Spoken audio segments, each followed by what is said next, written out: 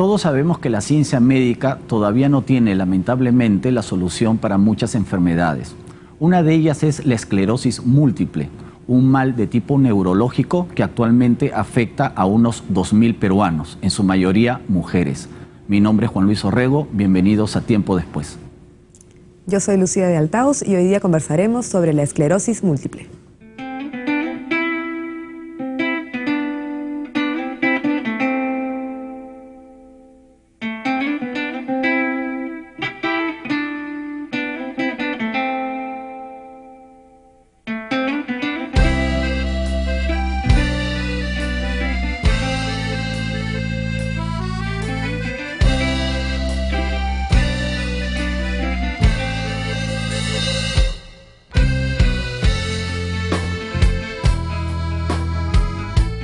A todos, buenas noches, Juan Luis. ¿Qué tal? ¿Cómo estás? Bien, bueno, hoy día tenemos un tema un poco doloroso, es una enfermedad, la enfermedad, la esclerosis múltiple, ¿no? Que en verdad esta enfermedad autoinmune, que en verdad lo doloroso es que no tiene todavía una cura, digamos, ¿no? Y en verdad afecta todavía a algunas personas, sobre todo jóvenes, ¿no? Vamos a conocer un poquito más de ese tema, vamos a profundizarlo. Sí, aparentemente en los últimos años se ha mejorado el tratamiento, pero como tú dices, lamentablemente todavía no hay una cura definitiva contra esta enfermedad, ¿no? Bueno, y para hablar sobre esta enfermedad tenemos a dos neurólogos, personas calificadas. A mí me toca presentar al doctor Óscar González, presidente de Pectrins. Buenas noches. Buenas noches. Muchas gracias por la invitación. También está con nosotros el doctor Edgar Rojas, que es neurólogo del Hospital Amenara de Salud. Buenas noches. ¿Qué tal? Sí, pero Lucía, antes de iniciar la conversación, vamos a ver un video introductorio. Muy bien. La esclerosis múltiple es una enfermedad autoinmune del sistema nervioso central. Afecta al cerebro y a la médula espinal, que lleva los impulsos desde el cerebro hacia todo el organismo. El sistema inmunitario está formado por un conjunto de órganos y células cuya función es proteger al organismo de agentes externos como los virus, las bacterias o los hongos, entre otros. Cuando estos agentes nos atacan, las células de defensa se activan y reaccionan frente a ellos, produciendo su muerte.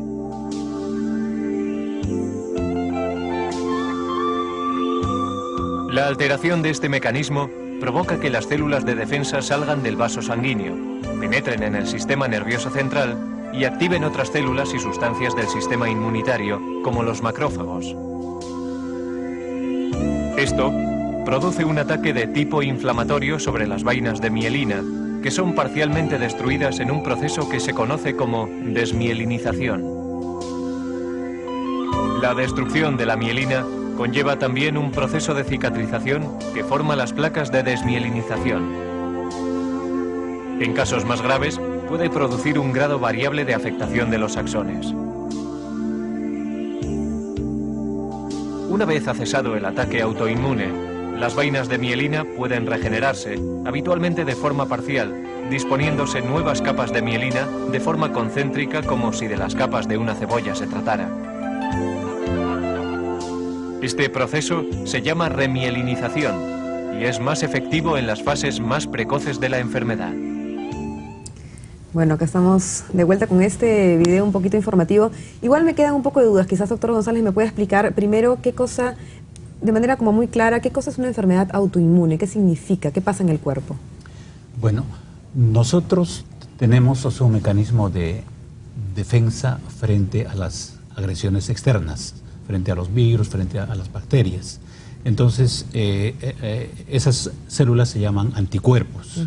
Estos anticuerpos atacan cada vez que viene una agresión externa, sea de origen viral, de origen bacteriano, de origen micótico, etc. Por un mecanismo anormal, estas células que nos defienden atacan a las propias células del cuerpo, en este caso a la mielina y al axón. Entonces causan lo que se llama la desmielinización, o sea, causan una destrucción de la mielina.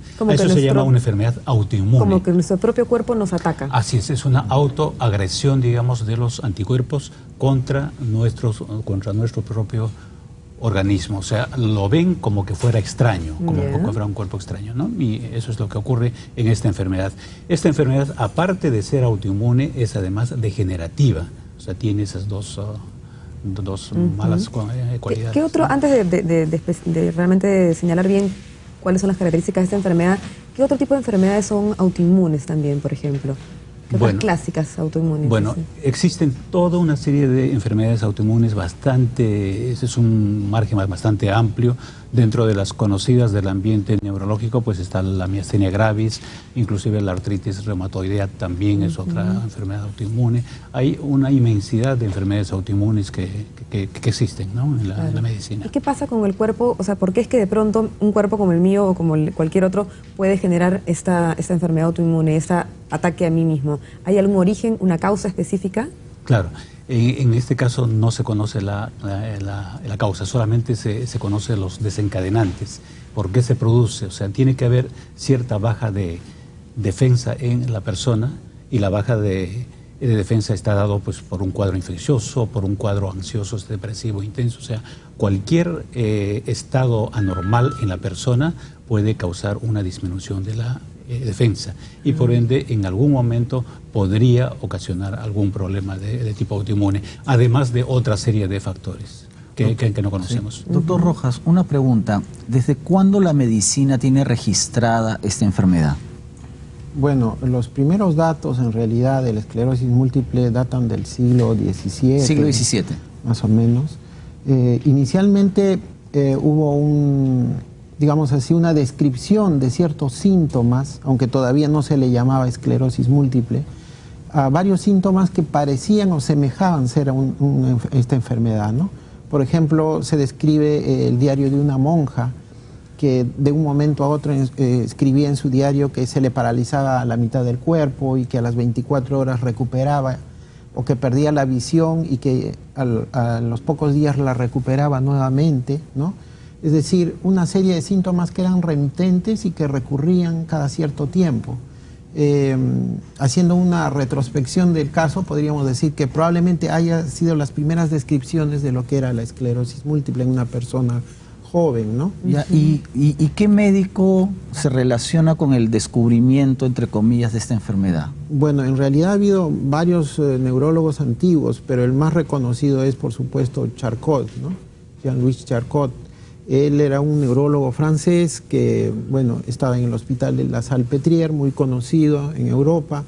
Él describió la enfermedad anátomo-patológicamente de todos los casos que juntó y encontró estas lesiones que había en el sistema nervioso, sobre todo en el cerebro, en la sustancia blanca del cerebro, a manera de placas, ¿no? Unas pequeñas lesiones que los llamó placas. Por eso es que antiguamente a la esclerosis múltiple se le llamaba esclerosis en placas también, ¿no? Hizo las primeras descripciones, los primeros relatos de la enfermedad y correlacionándolos con los hallazgos anatomopatológicos en cadáveres de personas que habían fallecido con esta enfermedad, ¿no? En realidad viene a ser prácticamente el padre de la esclerosis múltiple, ¿no? Ahora, doctor González, históricamente hablando, ¿cómo era antes el tratamiento de esta enfermedad? Sabemos que ha evolucionado aparentemente en forma favorable el tratamiento, pero ¿cuál era la estrategia que seguían los médicos para combatir esta enfermedad? Claro, el tratamiento consiste en varias fases. Una de ellas es el preventivo, es el que se está haciendo ahora, o sea, el prevenir de que venga una siguiente crisis. ¿Yeah? Porque esta enfermedad, dentro de las más comunes, se presenta en brotes cada cierto tiempo, cada mes, cada 3 meses, un tiempo X. De ahí hay el tratamiento para la crisis aguda que se da con esteroides y el otro es el tratamiento sintomático, sí, que se da para cuando tiene el paciente algún síntoma, un dolor, o un mareo, una falta de fuerza, etcétera. Entonces, antes que hubiera el tratamiento preventivo, que son con inmunomoduladores, se daba un tratamiento de tipo sintomático, o sea, calmantes, o sea, aliviarle los síntomas, ¿no? O sea, el tratamiento antiguo era simplemente con sustancias analgésicas. Sí, prácticamente se trataba de aliviar los síntomas de la enfermedad nada más, pero claro, no se atacaba el problema. Es bien difícil si no se sabe el origen, pues atacarlo, ¿no? Y encontrar la cura. Quizás es el problema de no encontrar todavía la cura. Así es. Claro, en los países donde más hay esta enfermedad, que es en Estados Unidos, en Europa, porque en Estados Unidos hay cerca de 500.000 o más de 500.000 de personas afectadas a la esclerosis múltiple.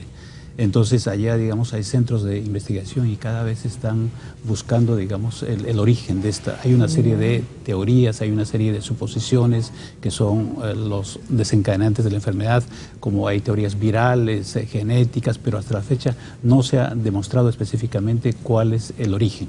Pero lo que sí se sabe el mecanismo, ¿no? ¿Por qué se produce? Entonces los medicamentos van hacia ese mecanismo para tratar de evitar que esas células que tenemos ataquen anormalmente a nuestro cuerpo, ¿no? Entonces vayan eliminando esos linfocitos o esos anticuerpos que van. ¿Y en el Perú actualmente qué cifras nos manejamos en esa enfermedad? En el Perú aproximadamente hay 7 por 100.000 habitantes. Lo que pasa es que las estadísticas que tenemos acá son muy limitadas y restringidas a lugares muy pequeños. Claro.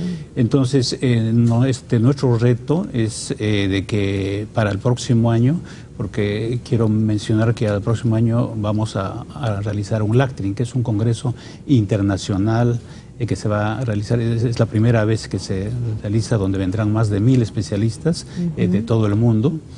Entonces, eso nos va a ayudar para poder hacer trabajos, y dentro de nuestros retos está hacer un estudio epidemiológico de todo el país, para lo cual estamos contando ya con la ayuda de colegas del norte, del sur del país y del centro, para que nos apoyen dándonos datos de los pacientes que existen. Claro. Porque actualmente, como solamente es el 7 por 100.000 habitantes, eso significaría que en el Perú habría supuestamente pues unas 2.100 personas, o sea, aproximadamente, pero están solamente registradas unos 300 o 400, entonces hay un grupo grande que todavía no está registrado.